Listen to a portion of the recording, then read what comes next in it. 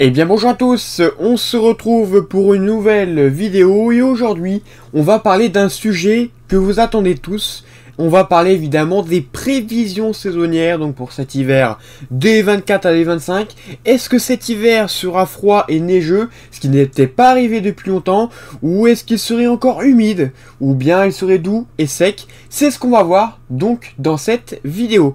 Mais tout d'abord n'hésitez pas à liker et à vous abonner, c'est important pour soutenir la chaîne.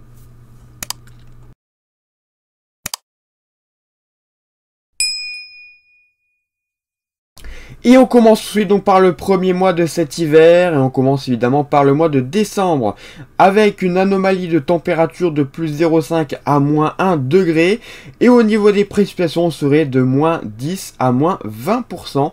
Donc un temps froid, mais souvent sec et anticyclonique, avec quand même la possibilité de quelques descentes polaires, mais la majorité serait anticyclonique malheureusement pour ce mois de décembre. Ensuite, pour le mois de janvier, donc le mois le plus important, je dirais, de cet hiver, parce que ce mois de janvier serait particulier. Déjà, on aurait une anomalie de température de moins 0,5 à plus 0,5. Au niveau des précipitations, on aurait également une anomalie de moins 5 à plus 20%. Donc ça veut dire qu'on serait dans les normales, voire en dessous, ce qui est quand même assez rare.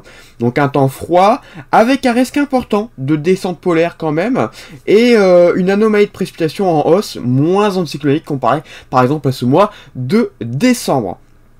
Ensuite, pour le mois de février, donc pour ce mois de février, on devrait retrouver une anomalie de température de moins 0,5 à plus 1.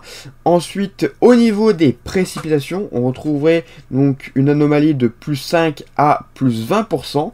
Donc des températures beaucoup plus douces déjà comparé à ce mois de janvier. On aurait donc un important flux océanique qui serait de retour sur le pays. Donc essentiellement sur la moitié nord, sur la partie sud, ça serait surtout un temps plus anticyclonique par exemple, donc un risque par exemple de tempête, voire de temps venteux par exemple sur la moitié nord, et un temps plus sec et plus doux sur la moitié sud, donc un flux généralement orienté en secteur ouest, voire sud-ouest, donc quand il y aurait des anticyclones assez importants. Ensuite, je ne vais pas vous parler donc du mois de mars, parce que ça semble quand même assez loin, il y aura encore énormément de changements pour ce mois de mars. Mais déjà, pour conclure, on peut faire un petit bilan. Cet hiver serait quand même au-dessus des normales de saison, malgré des températures plus froides à certains mois.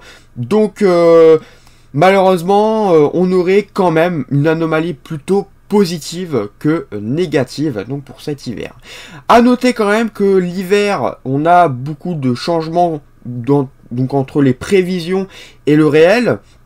Donc malheureusement on peut avoir des différences encore sur le réel. On peut peut-être avoir un temps plus anticyclonique ou au contraire plus dépressionnaire. On ne sait pas actuellement. Ça c'est quelque chose qu'on ne sait pas véritablement. Ça dépend vraiment de ce qui va se passer en réel.